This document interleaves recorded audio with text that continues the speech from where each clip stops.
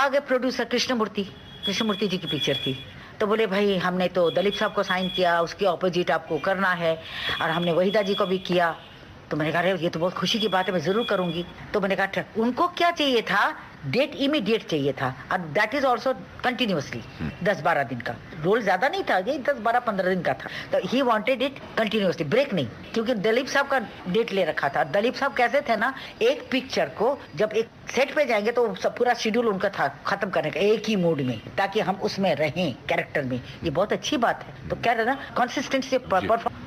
I was booked already. मेरे daddy का उसूल कैसा था कि किसी को अगर वचन दे दिया कि भाई माला इस डेट से लेके दिसंबर में आपके पास इस डेट, फिर बाबा मुकरते नहीं थे, चाहे वो बड़े आर्टिस्ट के लालच में हो या पैसे के लालच। कोई को तो भाई ये प्रोड्यूसर ने मुझे खाली 2 लाख दिए, ये मेरे को 5 लाख दे रहा है, मैं इसको डेट कैंसिल करके। मेरे डैडी का ये वसूल नहीं था। वो कहते थे भाई हर एक का पैसा लगता है, हर एक बड़ा प्रोड्यूसर नहीं होता है, कोई तो ब्याज भी लेता है, इंटरेस्ट में लेता है पैसा, तो उसको हम कैसे डुबोएं। आपको क्या बताओ, 2-4 पिक्चर मैंने पैसे भी नहीं लिए। अब नाम क्या लूं, एक आंख मिचुली पिक्चर थी, शेखर था ना एक्टर, शेखर जी उनके साथ था। बेचारा प्रोड्यूसर बहुत भला था, बहुत ही ग्रे हेयर था, बहुत शरीफ हम्बल। उनका फैमिली भी था, उनकी फैमिली भी हमारे घर में आते जाते थे, बीवी बच्चे। अरे पिक्चर खत्म करते करते उनका पैसा खलास। और उन दिनों में फिर इनका पिक्चर शेखर उन दिनों में एक बार खूब चमका था एज ए हीरो।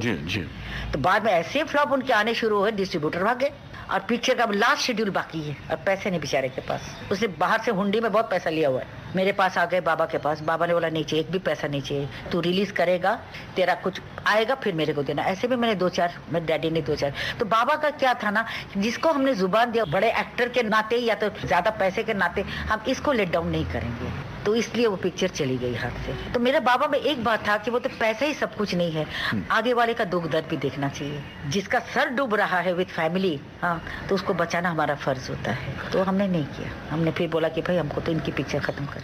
ये तो बहुत ही अच्छा इंसानी नजरिया है, दूसरे का ध्यान रखना। एक दूसरे को मदद नहीं करेंगे तो कौन करेगा।